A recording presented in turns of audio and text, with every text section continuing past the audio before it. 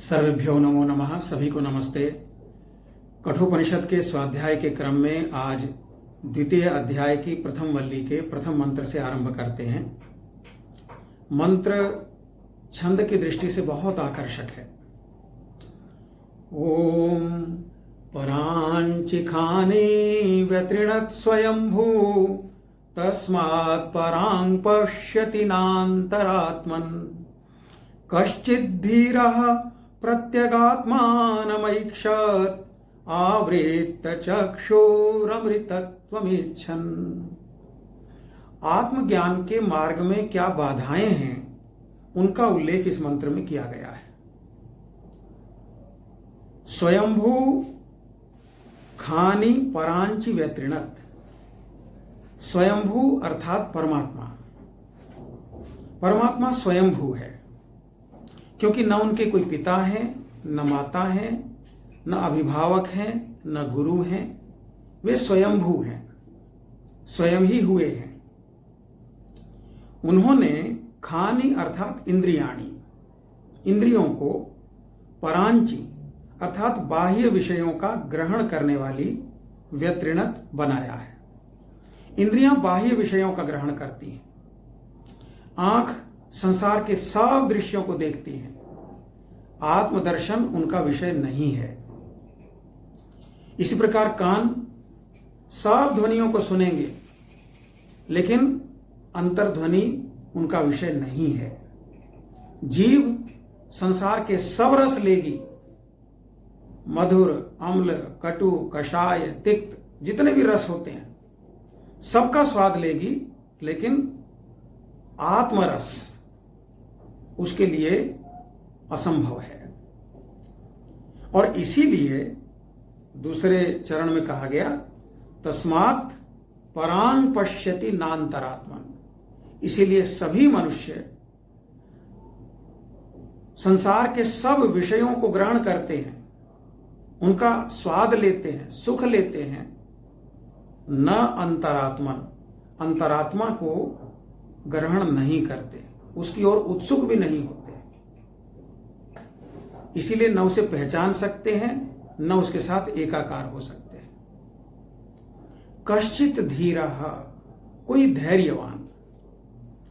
धैर्यवान का यहां तात्पर्य है कि जो बाह्य विषय हैं ये एक बार हमारे सामने नहीं आते। एक ही प्रकार के दृश्य बार बार घूम घूम कर सामने आते हैं। एक ही प्रकार के स्वादों का हम जीवन भर सुख लेते हैं। एक ही प्रकार की ध्वनियां सुनते रहते हैं। तो इन बारंबार होने वाले अनुभवों से पार जाकर जो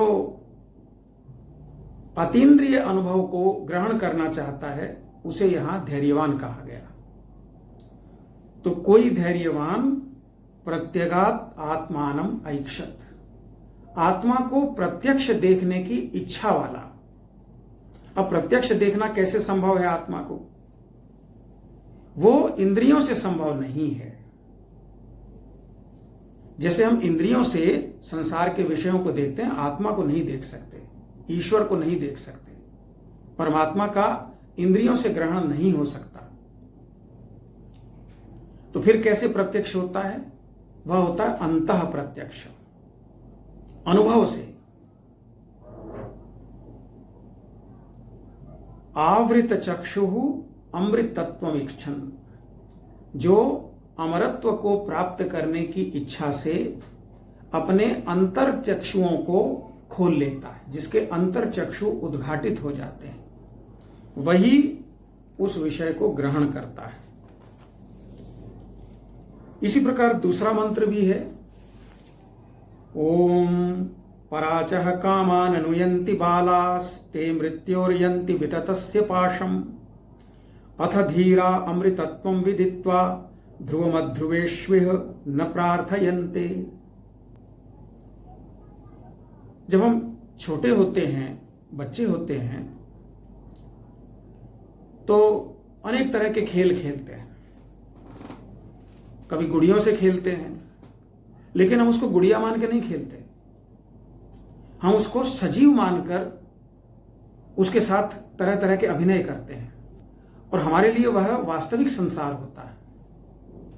घर घर खेलते हैं, घर बना लेते हैं, घर के सामानों का संग्रह कर लेते हैं, और बड़े लोग जब इसको देखते हैं कि देखो ये निर्जीव गुड़िया में सजीव की तरह व्यवहार कर रहा है, कहते हैं बच्चा है। घर घर का दुनिया भर का सामान इकट्ठा कर लेते हैं, तब भी बड़े लोग जो अपने आप को समझदार मानते हैं वो ऐसे देखते हैं कि जैसे हम कोई नादानी कर रहे हो। लेकिन उनको कभी ये ख्याल नहीं आता कि बड़े होकर वे भी क्या कर रहे हैं। जो सतत परिवर्तनशील जगत है, जिसमें शरीर भी बदलता है, संबंध भी बदलते हैं, और हमारे सामने हमारी प्रिय से प्रिय वस्तु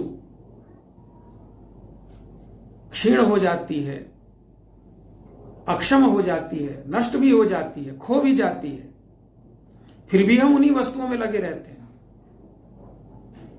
उन्हीं को स्थिर मानकर कहीं जीवन के सामानों को, कहीं संबंधों को, कहीं पदों को, कहीं प्रतिष्ठाओं को, इन्हीं को संजोने में लगे रहते हैं। तब हमें अपना बालपन नजर नहीं आता। इसलिए यमराज यहां कहते हैं कि वे सब बाल बुद्धि हैं। बच्चों को तो समझते हैं कि वे बचपना कर रहे हैं, नादानी कर रहे हैं, लेकिन अपनी नादानी को, अपने बचपने को वे पहचान नहीं पाते।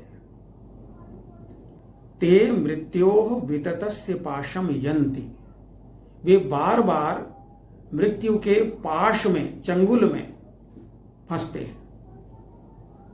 जन्म होता है आत्मज्ञान के लिए, और संसार के पदार्थों में फंसकर उसे व्यर्थ बिता देते हैं, और यह चक्र चलता रहता है। कब तक? अथ धीरा अमृतत्वम विदित्वा, जब तक उसमें वैराग्य उत्पन्न नहीं हो जाता, वह भी धैर्यवान नहीं हो जाता, वह भी असार से सार की ओर उत्सुक नहीं हो जाता, तब तक ये चक्र चलता रहता है। जब तक मनुष्य अध्रुवेशु ध्रुवम प्रार्थयन्ते, इन अध्रुव यानी अस्थिर पदार्थों में स्थिरता की कामना करता रहता है। वो सोचता है कि ये जो सुख मिलता है ये सदा बना रहे, ये जो तृप्ति है ये कभी समाप्त ना हो, लेकिन ऐसा नहीं होता। यमराज कहते हैं कि ये अध्रुव है, इसको ऐसा ही मानना चाहिए, और जो ध्रुव है उसकी ओर मनुष्य को अपना चित्त एकाग्र करना चाहिए। तीसरे मंत्र में इसी विषय को बिल्कुल स्पष्ट शब्दों में बताया गया है। ओम येन रूपम रसम गंधम शब्दान स्पर्शांश्च मैथुनान एतेनैव विजानाति किमत्र परिशिष्यते एतद् वै तत्। हे नचिकेता, तुम जानना चाहते थे संसार का सत्य क्या है। येन रूपम रसम गंधम शब्दान स्पर्शान मैथुनान, संसार के सब विषय यही हैं। रूप, रस, गंध, स्पर्श, शब्द, मैथुन यानी संबंध, यहीं तक संसार के सब विषय सीमित हो जाते हैं। और जो इनकी असारता को जान लेता है उसके लिए फिर इनमें कुछ नहीं रह जाता। किमत्र परिशिष्यते एतद् वै तत्, तब वह उसे जान लेता है जिसे जानने के लिए तुमने जिज्ञासा की थी। चौथे मंत्र में मनुष्य के सभी विषयों को इन सारी श्रेणियों से हटाकर दो ही श्रेणियों में रखा है। ओम स्वप्नांतम जागरितांतम चोभौ येनानुपश्यति महांतम विभुमात्मानम मत्वा धीरो न शोचति। संसार के जितने विषय हैं वे हमें किस रूप में घेरे रहते हैं, इसका वर्णन इस मंत्र में किया गया है। स्वप्नांतम जागरितांतम, जब तक हम जागृत रहते हैं तब तक हम इन्हीं विषयों में फंसे रहते हैं, कभी रूप में, कभी रस में, कभी गंध में, कभी स्पर्श में, कभी शब्द में। लेकिन विडंबना तो यह है कि स्वप्न में भी हम इन्हीं विषयों का दर्शन करते हैं। तो जो स्वप्न में और जागरण में इन्हीं विषयों में फंसा रहता है उसे तो वह आत्मज्ञान प्राप्त नहीं होता। लेकिन जो धैर्यवान होते हैं, यहां धैर्यवान का बार बार प्रयोग है, जो इन इंद्रिय विषयों के पार हो जाता है, वैराग्य को उपलब्ध हो जाता है, वही उस महान और विभु अर्थात जो सब तरफ व्यापक है, उस परमात्मा को जानकर शोक से मुक्त हो जाता है। कठोपनिषद के स्वाध्याय के क्रम में आज हम द्वितीय अध्याय की प्रथम वल्ली के 5वें मंत्र से आरंभ करते हैं। ओम यैमं मध्वदं वेद आत्मानं जीवमन्तिकात् ईशानं भूतभव्यस्य न ततो विजुगुप्सते एतद्वै तत्। एतत् अर्थात यह, वही अर्थात निश्चित रूप से, तत् अर्थात वह। यह निश्चित रूप से वही है। यमराज नचिकेता को कहते हैं कि तुमने जिस आत्म तत्व के विषय में पूछा था, वह निश्चित रूप से यही है जो मैं इस मंत्र के माध्यम से बता रहा हूं। और मंत्र कहता है, य इमं मध्वदम आत्मानं जीवम अंतिकात वेद। जो भी मनुष्य के द्वारा कर्म किए जाते हैं, उनके अच्छे बुरे फल का भोक्ता आत्मा ही है, शरीर नहीं है। शरीर माध्यम है। वह आत्मा ही या तो उन कर्मों के माध्यम से जन्म मरण के चक्र में फंसा रहता है या मुक्त हो जाता है। और दूसरी बात, यह भूत भव्यस्य ईशानम, भूत और भविष्य का जो स्वामी है, ये शरीर ही है जो परिवर्तनशील रहता है।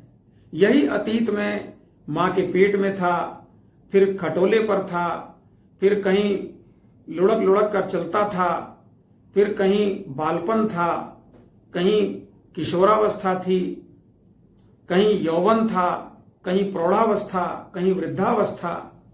ये शरीर की अवस्थाएं, आत्मा की नहीं है। तो भूत और भविष्य शरीर के लिए मायने रखता है, आत्मा के लिए नहीं रखता। इसलिए कहा कि आत्मा भूत और भविष्य का स्वामी है, और यही वो है जिसके बारे में हे नचिकेता तुमने जानना चाहा था। छठा मंत्र है, ओम यह पूर्वम तपसो जातम अभ्यः पूर्वमजायत गुहां प्रविश्य तिष्ठन्तं यो भूतेभिर्व्यपश्यत एतद्वै तत्। जैसे आत्मा कर्म फल का भोगता है, वही फंसता है, वही मुक्त होता है, और वह भूत और भविष्य से परे है। जो इस आत्मा को जान लेता है, उसे फिर कई प्रकार के सामर्थ्य प्राप्त हो जाते हैं, कई तरह की सिद्धियां, कई तरह की शक्तियां उसे उपलब्ध हो जाती हैं। उनमें एक है कि वह इस पूरे ब्रह्मांड को इसके आदि से और अंत तक जानने में सक्षम हो जाता है। यह पूर्वम अभ्यः जातम, जल से भी पूर्व जो इस सृष्टि का हिरण्यगर्भ रूप था, जिसके बारे में हमने नासदीय सूक्त में पढ़ा कि न सदासीत न असदासीत। सृष्टि से पहले न सत था, न असत था, न आकाश था, न जल था, न पृथ्वी थी, कुछ भी नहीं था। लेकिन फिर भी कोई सत्ता थी। तो जो सत्ता तब थी, उसको भी वह आत्मज्ञ व्यक्ति जान सकता है, साक्षात्कार कर सकता है।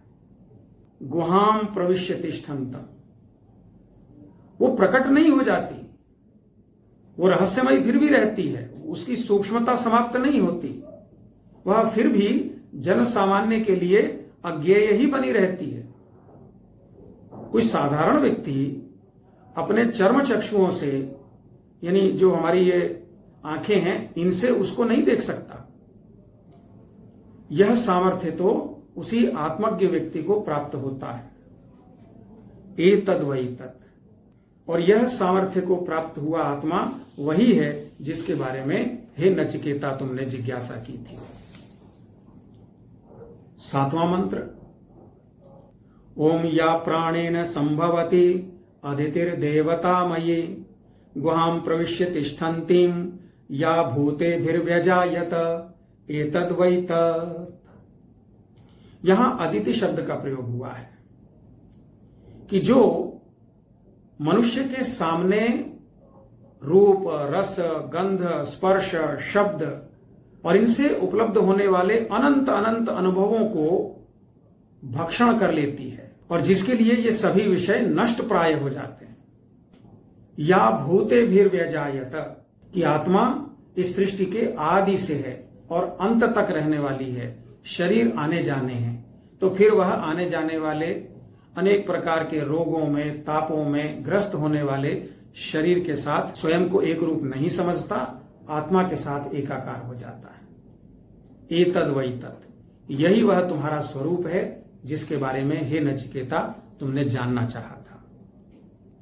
एक और उदाहरण है 8वें मंत्र के माध्यम से, ओम अरण्योर्निहितो जात वेदा गर्भ इव सुभृतो गर्भिणी भी दिवे दिव इड्यो जागृवद्भि हविष्मद्भि मनुष्येभिरग्नि एतद्वै तत्।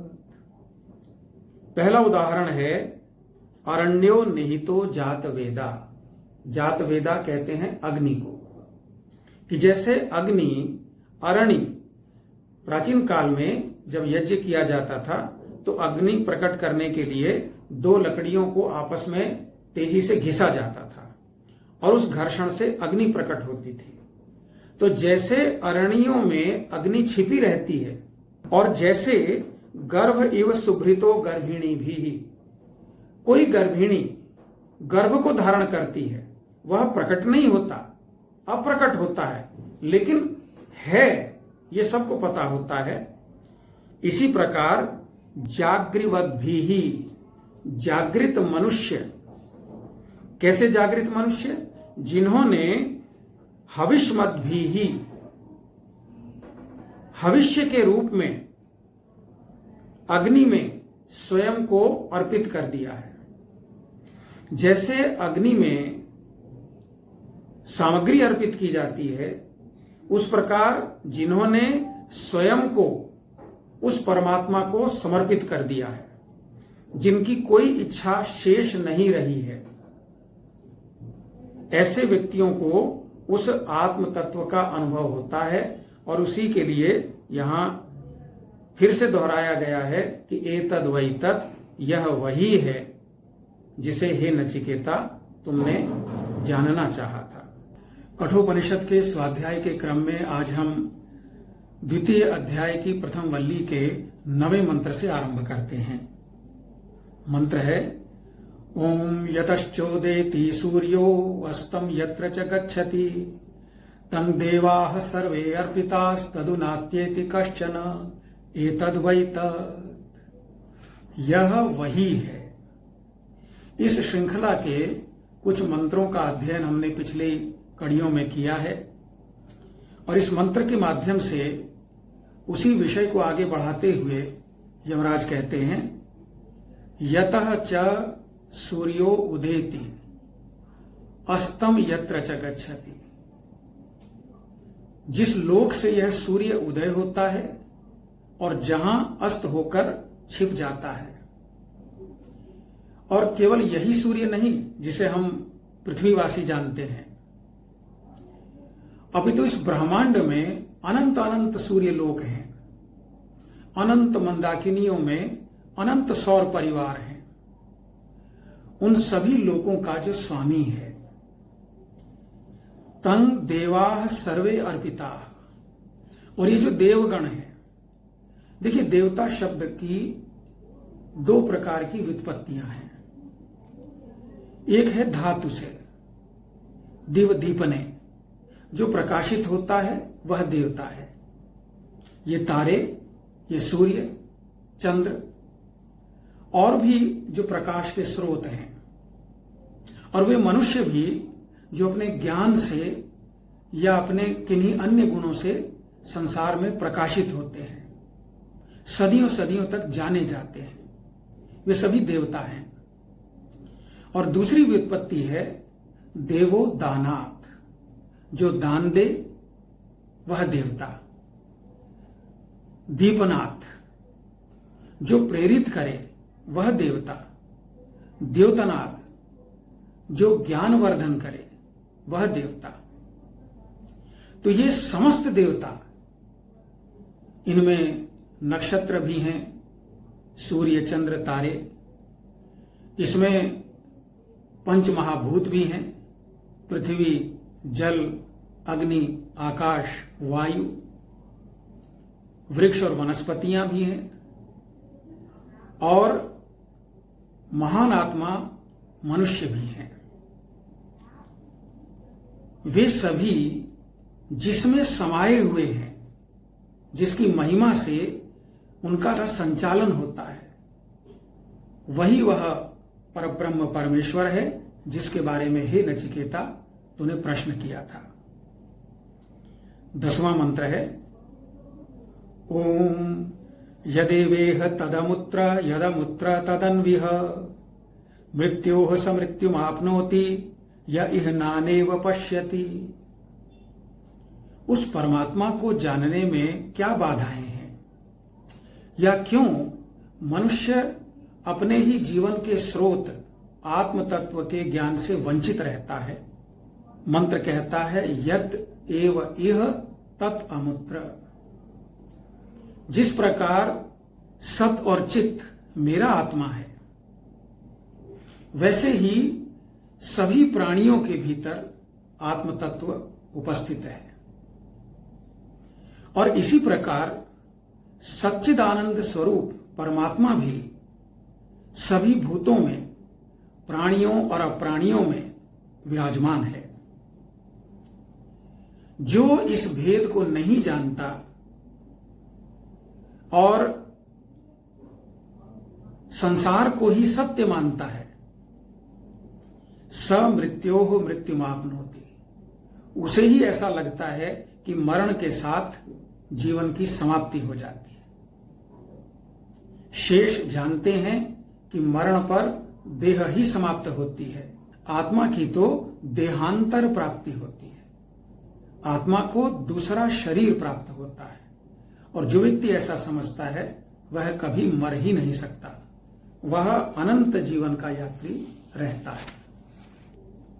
11वें मंत्र में इसी तथ्य को अन्य शब्दों में बताया गया है। ओम मनसैवेदमाप्तव्यम नेह नानास्ति किंचन मृत्योः समृत्युम गच्छति य इह नानेव पश्यति।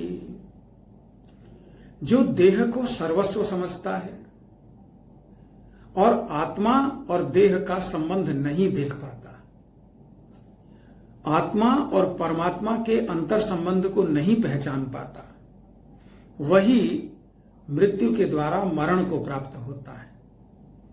जो यह जानता है कि हमारा जो दैहिक अस्तित्व है वह आत्मा के लक्ष्य की प्राप्ति के लिए है, और जब तक उस लक्ष्य की प्राप्ति के अनुरूप वैराग्य धारण नहीं होता, स्वाध्याय नहीं होता, गुरु का सानिध्य नहीं होता,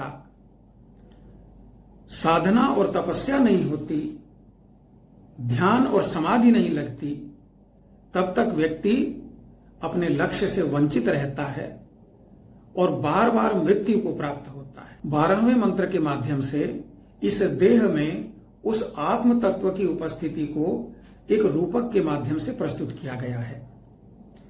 ओम अंगुष्ठमात्रः पुरुषो मध्य आत्मनि तिष्ठति ईशानो भूत भव्यस्य न ततो विजुगुप्सते एतद् वै तत्।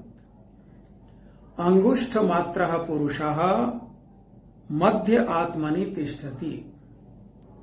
ये जो अंगुष्ठ मात्र हृदय स्थान है, यहां उस आत्मा का निवास है। और हम सभी जानते हैं कि हमारा जीवन दो ही कारणों से समाप्त होता है, एक हृदय गति के रुक जाने से या मस्तिष्क के स्तंभन से। या तो हम ब्रेन डेड होते हैं या हार्ट डेड होते हैं। यहां आत्मा का निवास हृदय प्रदेश में बताया गया है। और जो तथ्य पहले कहा जा चुका है कि वह आत्मा भूत भव्यस्य ईशानः अस्ति, भूत और भविष्य से परे है, न उसका कोई अतीत न उसका कोई भविष्य, और यह सदा एक रूप रहने वाला ही वह तत्व है जिसके विषय में हे नचिकेता तूने जिज्ञासा की थी। 13वें मंत्र में इसी तथ्य को एक अन्य रूपक के माध्यम से बताया गया है। ओम अंगुष्ठमात्रः पुरुषो ज्योतिरिवाधूमकः ईशानो भूत भव्यस्य स एवाद्य स उष्वः एतद्वै तत्। अंगुष्ठ मात्र पुरुषः, वह पुरुष अंगुष्ठ मात्र है, रहता पूरी देह में है, लेकिन मुख्य रूप से वह हृदय प्रदेश में समाया है, ऐसा उपनिषद का मंतव्य है।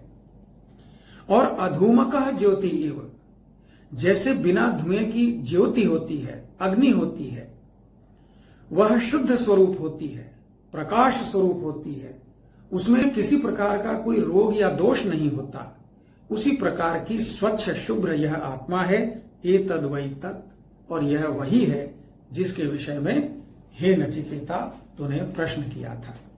कठोपनिषद के स्वाध्याय के क्रम में आज हम द्वितीय अध्याय की प्रथम वल्ली के 14वें मंत्र से आरंभ करते हैं। ओम यथोदकम दुर्गे वृष्टम पर्वतेषु विधावती एवं धर्मान पृथक पश्यांस ताने वानु विधावती। जैसे आकाश से वर्षा होती है, बादल बरसते हैं, तो सबसे पहले ऊंचे स्थानों पर पानी गिरता है।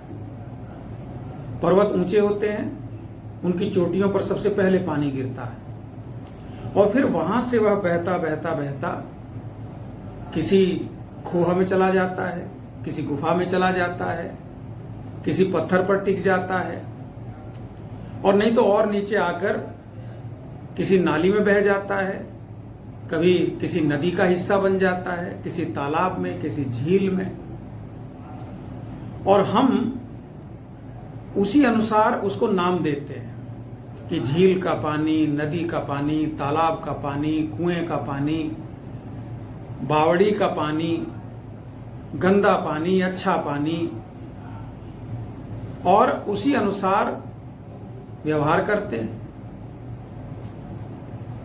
यमराज कहते हैं कि जो जल तत्व की वास्तविकता से परिचित नहीं है वही इस प्रकार का व्यवहार कर सकता है,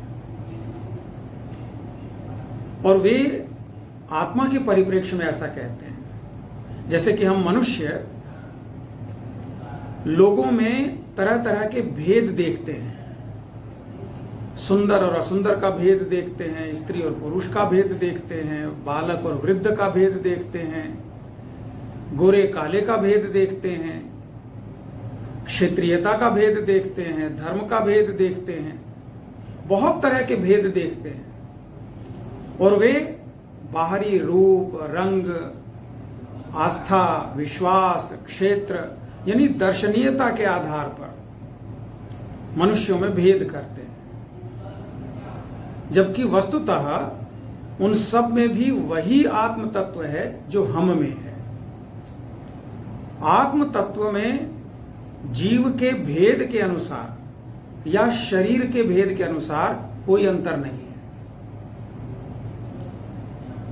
तो जो व्यक्ति इनमें समानता देख पाता है वह तो आत्मा की वास्तविकता से परिचित हो जाता है, और कभी न कभी सभी जीवों में, प्राणियों में, पशु पक्षी और यहां तक कि पदार्थों में भी उसी आत्म तत्व का दर्शन करके वह धन्य हो जाता है। जो मानव जीवन का लक्ष्य है उसे प्राप्त कर लेता है, लेकिन शेष उन्हीं भेदों के अनुसार अपना जीवन व्यतीत करते हैं, व्यवहार करते हैं और जन्म मरण के चक्र में फंसे रहते हैं। 15वां मंत्र है ओम यथोदकम शुद्धे शुद्धम आसित्तम तादृगेव भवति एवं मुनेर्विजानत आत्मा भवति गौतम।